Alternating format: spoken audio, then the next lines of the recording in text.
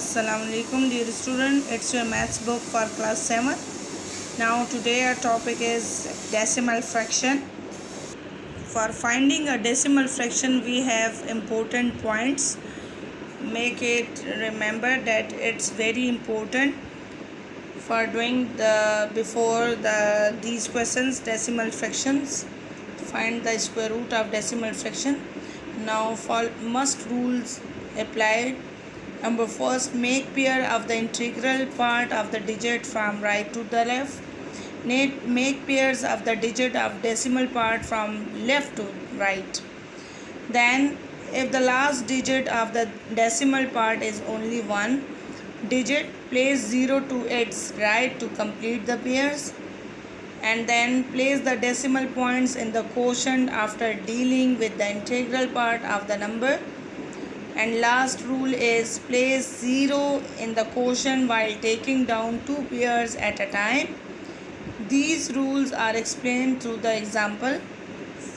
Let's see in this example 30.3601. How we will do it? Make the pair of the integral part of the digit from right to the left. We have made the pair. And then make pair of the digit of decimal part from left to the right. Now let's see, if we have the last digit of the decimal part is only one digit, then we will place the 0 here. Now it's complete, that's why we will never place the 0 over here. After this we will find the square root. 5 5s are 25. We will subtract 30 from 25. We will get 5. And then we will bring down the next pair, that is 36. We will twice the quotient over here. Then we will multiply the 10 with pair of 5. We will get 525. After this we will subtract once again 536 with 525. We will get 11. Bring down the next pair, that is 0 1. Twice the quotient over here, and then we multiply the 110 with 1. We will get the 1101, and this will be your answer, that is 5.51. Now it's your example. Now in exercise 5.2, page 88, that is your question, actual question, that is 152.7696. it's your integral part and it's your fractional part.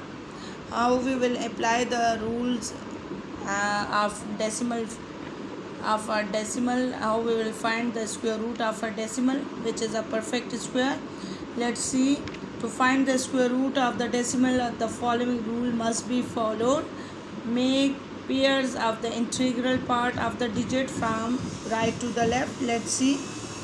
Here it's a one pair and a single number we will put head on it.